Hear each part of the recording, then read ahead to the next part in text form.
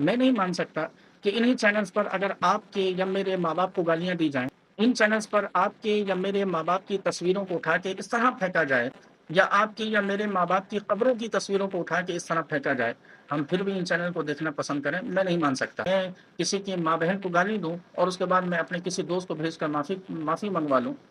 بسم اللہ الرحمن الرحیم۔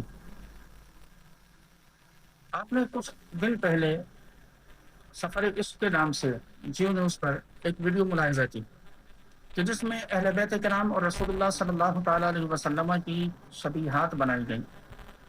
اس کے کچھ دن کے بعد آپ نے نوٹ کیا کہ ایک ڈرامہ ضبط نام کا ایک ڈرامہ کہ جس کی 20ویں قسط کے ایک حصے میں ایک لڑکی کو دکھایا گیا کہ جس نے انتہائی غصے کی حالت میں چند کتابوں کو ریک سے اٹھا کے نیچے پھینکا، اور ان کتابوں کو فوکس نہیں کیا گیا، لیکن ان بکس کے بعد ایک بک کو فوکس کیا گیا۔ آپ کو معلوم ہے کہ وہ کون سی تھی؟ وہ اسلامک اسٹڈیز کی بک تھی کہ جس کے ٹائٹل پیج کے اوپر روزہ رسول صلی اللہ علیہ وسلم اور مقامات مقدسہ کی تصویریں تھیں۔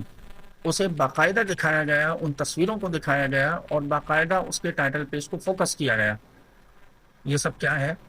یہ سب ہمارے لیے الارمنگ ہے، یہ سب ہمارے لیے تنبیہ ہے کہ ہمارے ملک کے اندر وہ چیزیں اب کی جانے لگی ہیں کہ جو پہلے دوسرے ممالک میں ہوتی تھیں تو ہم احتجاج کرتے تھے، ہم ان پر مقدمات کی بات کرتے تھے، ہم سفیر بدری کی بات کرتے تھے، ہم بات کرتے تھے کہ رسول اللہ صلی اللہ علیہ وسلم کی عزت کی اور حضور صلی اللہ علیہ وسلم کی ناموس اور حرمت کی حفاظت کی جائے۔ لیکن آج ہمارے اپنے ملک میں یہ چیزیں کی جا رہی ہیں۔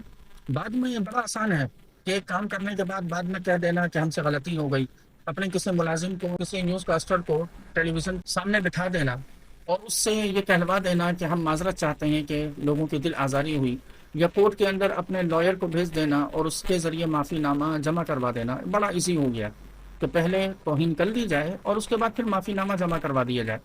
ایسے یہ دروازے کھل جاتے ہیں پھر ہر اس شخص کے لیے کہ جو اتنی خبیث اور اتنی قبیح حرکتیں کرنا چاہتا ہو۔ اس کے لیے آپ نے ایک روڈ میپ دے دیا کہ وہ پہلے توہین کر لے اور اس کے بعد معافی نامہ جمع کروا دے، اپنے کسی رشتہ دار کے ذریعے، اپنے گھر کے کسی چوکیدار کے ذریعے، اپنے کسی ملازم کے ذریعے وہ یہ کام کروا لے۔ حالانکہ ہونا یہ چاہیے تھا کہ اتنے بڑے پیمانے پر اور اتنے بڑے چینل پر جب اتنا بڑا کام ہوا ہے تو پھر چینل کے مالکان کو چینل پر سامنے آ کر معافی مانگنی چاہیے تھی، پبلک کے سامنے آ کر، پبلک کی دل آزاری پر شرمندہ ہو کر، پبلک کے سامنے اللہ رب کائنات کی بارگاہ میں توبہ کرنی چاہیے تھی۔ یہ تو ایک ایزی طریقہ ہے کہ میں کسی کی ماں بہن کو گالی دوں اور اس کے بعد میں اپنے کسی دوست کو بھیج کر معافی منگوا لوں، یا اپنے کسی ملازم کو، گھر کے کسی چوکیدار کو یا گھر کی میڈ کو میں بھیج کر معافی کی درخواست دے دوں۔ بڑا ایزی نہیں ہو گیا رسول اللہ صلی اللہ علیہ وسلم یا مقامات مقدسہ کی بے حرمتی کرنا؟ تو اس لیے یہ الارم ہے ہمارے لیے کہ ہم اگر ان چیزوں کے عادی ہو جاتے ہیں تو آہستہ آہستہ یہ چیزیں بڑھتی چلی جائیں گی۔ اس لیے آج اسے روکنے کے لیے ہمیں کچھ نہ کچھ تو کرنا ہوگا۔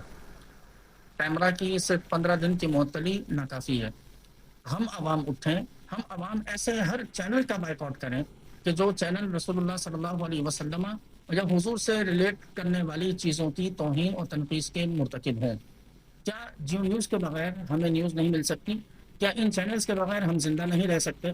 کیا رسول اللہ صلی اللہ علیہ وسلم کی عزت اور حضور کی حرمت، کیا ہم نے اتنا اسے لائٹلی لے رکھا ہے کہ ہم حضور کی عزت و ناموس پر کمپرومائز کر کے صرف ان چینلز کی سپورٹ کے لیے کھڑے ہو جائیں؟ میں نہیں مان سکتا کہ انہی چینلز پر اگر آپ کے یا میرے ماں باپ کو گالیاں دی جائیں تو ہم دوبارہ ان چینلز کو دیکھنا بھی پسند کریں۔ ان چینلز پر آپ کے یا میرے ماں باپ کی تصویروں کو اٹھا کے اس طرح پھینکا جائے، یا آپ کی یا میرے ماں باپ کی قبروں کی تصویروں کو اٹھا کے اس طرح پھینکا جائے، ہم پھر بھی ان چینل کو دیکھنا پسند کریں، میں نہیں مان سکتا۔